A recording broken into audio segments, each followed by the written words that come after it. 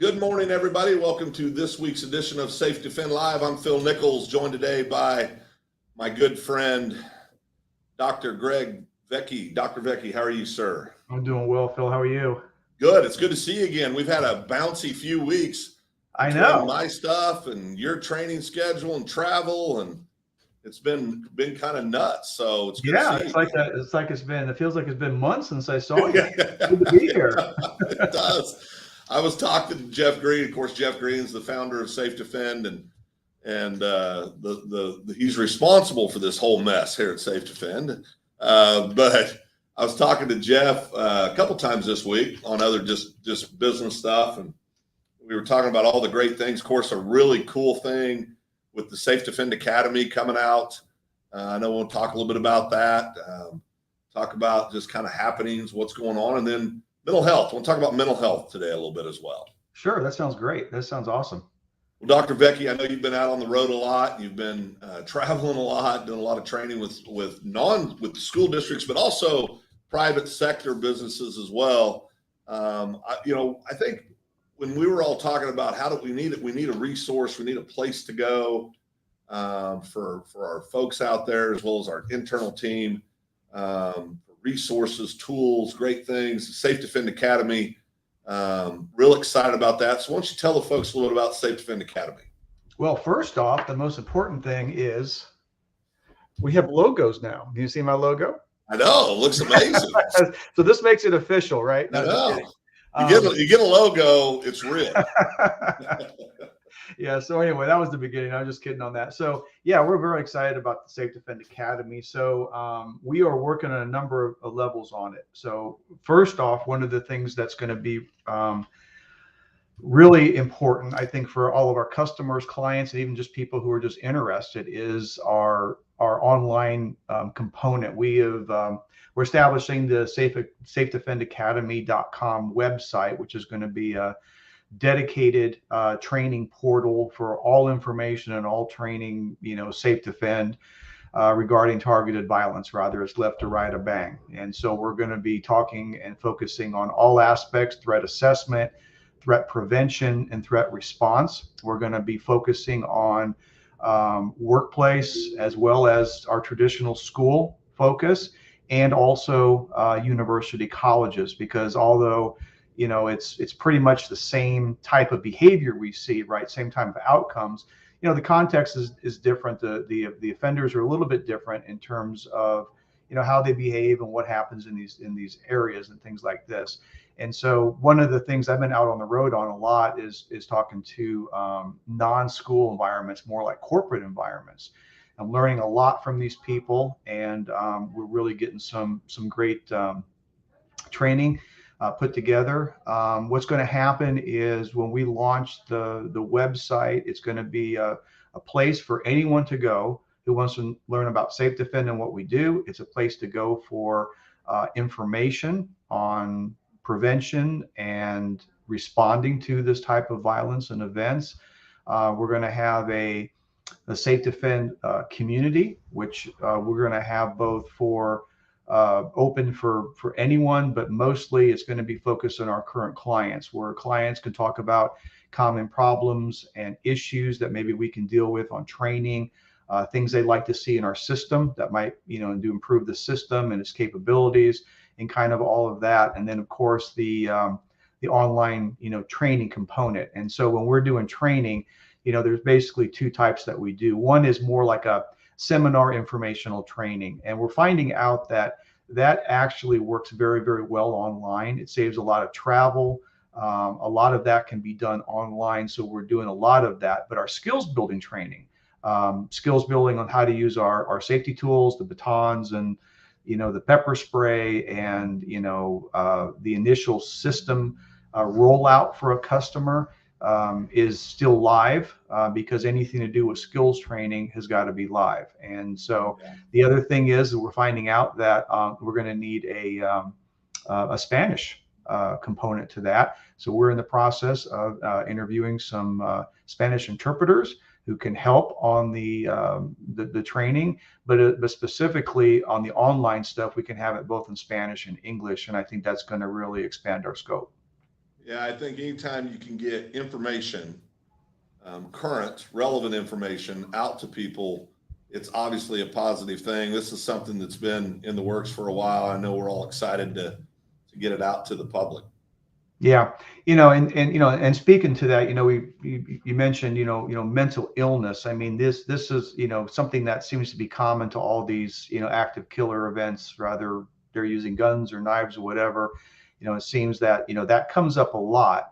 And I wanted to touch on that today because we often think that mental illness, is a direct correlation to or causation of this targeted violence. And it's simply not. And I kind of want to, touch on that because one of the problems that we've seen in terms of, prevention, things that people are doing in, various environments, like in school and workplace and things like that, is the fact that they're somehow, trying to make mental illness some sort of a predictor or Right. or element that this person is going to be violent or not being violent. And then that's where we get these false negatives and false positives. And that's one of the several things that I'd like to talk about. But for today, just talk about the mental illness and, where does that fit, in this problem? So staying on that course with mental illness, I think first of all, it's a topic that a lot of people don't discuss in general. They just try to act like it's not there. I think we got to be really careful when we start compartmentalizing or assigning behaviors to an illness. You got to be really careful with that, right? I mean, I think there's just because there's so many potential damaging things that can occur because of that. And to your point, you can miss many of you're looking for one thing, thinking this is what should be looked for, when really it's something else. Yeah, that's exactly right. What mental illness does is, it affects people's filtering of what they're seeing and what they're experiencing. Basically, that's a perception filter. If you really break down, the issues, if you look at workplace, school, this type of deadly occurrences in university settings, church shootings, things like this, nearly all of them have to do with some sort of a grievance. And I can't emphasize that enough. People, kind of pass over that. But what does that mean for a grievance, right? It's one of those things where if you feel that you were wronged, right? If you feel that you were persecuted, right? Like someone's after you, right? Or you're being bullied, or you have a significant loss, and even ideological reasons, right? Rather it's political, it could be, religious, it could be environmental, it could be whatever. These are the real, issues that drive the violence, where they feel grieved to the point they can't deal with it, right? And I've touched on that a lot. With the mental illness piece on this is that when you add the grievance and the mental illness, what it does is the mental illness is like a threat enhancer. And so, for example, if you have someone who is a paranoid schizophrenic, let's say they've got some sort of psychosis, right? Okay. Well, if you have psychosis, right, then the two symptoms of that, right, or two things that happen in your head, right, which is beyond your control, is number one, you have delusions, right? You have beliefs that are not grounded in reality that you believe. And then number two, you have possibly hallucinations, the voices, right? The thing. And so if you have a person, so let's say a person is going to work and they have psychosis or some sort of schizophrenia or some area in there like this. And if they're experiencing delusions and hallucinations, what that does is that affects their filter on how they deal with the situation. So if you have someone who goes to work and they feel that because of their delusions, they feel that one of their coworkers works for the CIA and is after them, right? It's, that's the grievance, is the persecution, the stalking, but it's a perceptual thing. It's not really happening, but it doesn't really matter because these shooters do things based on what they believe. And so if you're talking about someone who has a mental illness, that has a delusion, that they believe that this person is after them for whatever reason. They're associated with the CIA, or they're from Mars, or, whatever, you hear about all this stuff, right? And they hear voices on top of that, because you can have delusions and hallucinations at the same time, then their perception is, hey, look, I can't deal with this anymore. So violence is the answer. And at the bottom line, whether they had the mental illness or not, it's the grievance that drives the violence, not the mental illness. And I don't think, and so what I see happen a lot is people will focus when they're trying to figure out the motive, right? A lot of people, they jump to mental illness, and knowing that mental illness is a perceptual, it's a filtering problem that affects the perception, but it's not really the basis for it. And I'll give you two examples recently here. Okay, the Nashville shooting. Okay, Yeah. The female who came in and shot things up. Well, we don't know exactly. We haven't seen her manifesto, but she had some sort of negative issue with the school from her previous experience, whatever that is, right? And that's feeling wrong, feeling persecuted, same thing, right? And if you look at the Kentucky bank shooting, which is a completely different environment, school versus, workplace type stuff. Okay. Right. His reason, what it seemed to have, is tied to the fact that he was going to be fired. Now, both of those shooters, right? Both of those killers have some sort of, it was reported at least, that they have some sort of mental illness, right? And so they're focusing on the mental illness. She was the one at Nashville at the Covenant School. She was, suicidal. I think she mentioned to a friend before she went in there that she was gonna, that she was gonna kill herself, and she was depressed, and she had some mental illness in the past. And this, I believe, the one at the bank had some also mental illness. In fact, I think he threw out there that he wanted to see how, show how easy it was for a mentally ill person, to buy a gun or something like that. Forget what it was. But if you dig into it, those are symptoms. Okay. It's not the issue. The issue with her and the shooting at Nashville was her problem with the school. Somehow she felt wronged or persecuted in previous interactions with the school. That's what we have so far. And likewise with the guy at the bank, completely different environment. He was apparently not performing well and was going to be fired. It was threatened to be fired. Right. And there's your grievance. So one of the things I always ask everybody is, when you hear one of these situations on the news and it just happens and we don't know what's going on, we haven't heard anything, we don't know the motive, ask yourself, what's the grievance, and focus on that. And I'll almost guarantee you that nearly every single time that is the basis. And then the rest of the stuff, like mental illness, the tool that they use, whether it's a knife or a gun, are all secondary factors to that main problem.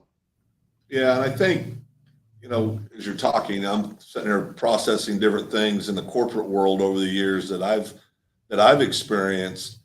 There are things out there, there's that old saying that talks about fighting words, right?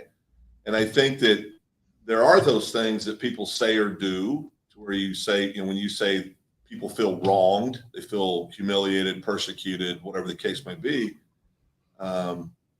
Years ago, we had a gentleman in a corporate setting that fell into that category. He was kind of a gentleman that stayed to himself. He really just kind of did his own thing. And there was another gentleman that unbeknownst to all of us had been, just for lack of a better word, bullying him. Mm-hmm.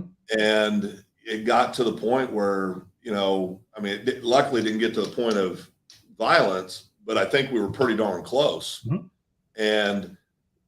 But the grace of God, another employee saw it and came to some of us and said, this is going on. And we were able to intervene and get involved and correct the situation, but I think before it got that way. But I don't think it was far, because there are those topics, those things. You go back and look at a lot of the school shooters or the examples you gave in the corporate world. Here in Oklahoma, we had a former employee of a company that went in and ended up committing a horrible act of violence where they actually decapitated an individual at the workplace. This is going back about 10 years ago now. But it was all about, they felt embarrassed, humiliated, persecuted, and they were just lashing out. Mm-hmm. And I think that's the thing that, when I think of schools, many of these are tied back to acts of bullying. Many of these are tied back to over. It didn't happen once, didn't happen twice. It's happened dozens and dozens of times, and then these people act out. So we got to be paying attention to the right things. Yeah, that's exactly right. And maybe next week when we talk, or whenever we talk next, that's something maybe we could touch on is, at what point does that grievance become so bad that violence becomes the answer? Because like you just pointed out, that guy you just were describing, he didn't commit violence, but he was definitely grieved. So really, what are we looking at, between those who commit violence versus those who do? I'll never forget, Dr. Vecchi, we're sitting there interviewing the young man that was being bullied. He was about 6'3", probably weighed about 220 pounds. He was prior military. He was just quiet, and he was a person that just never showed any emotion. And I remember sitting there, and after it's all done, I looked at him and I said, why would out of everybody in this office to try to bully? I said, why would anybody pick him? I mean, he's just, because he wasn't a physical target. And I think that's something that's important to understand too. It's not always, I think we try to reduce things down and make them the simplest to understand, because people would assign somebody's being bullied. You people might think physically weak, physically or mentally. No, very intelligent, very physically, very squared away person. Thank God there wasn't violence, because the guy that was doing the bullying, it wouldn't have ended well. And no matter if it would have been, death type violence or just being assaulted. Mm-hmm. But so there's not always logic involved either in this, on either side. I mean, there's rarely logic involved. No, and that's what people, when they're trying to apply a mental illness cause or correlation to this, or that's what they're looking for. They're looking for that simple answer, and you're going to be off base if that's the basis of your assessment. Yeah, I think a lot of people think too, when they're bullying somebody, it's because people won't react because they don't want the consequences of the reaction. Mm-hmm. So I think they have this false sense of, they're not really going to do anything in retaliation. They're just going to sit there and take it until they don't. Right. And that's when the wheels come off. So, well, Dr. V, what else you got for us today? That's pretty much it. I think we got it covered. Keep it short and sweet. Well, I appreciate you. And I again, look ahead. We got the SafeDefend Academy coming out soon.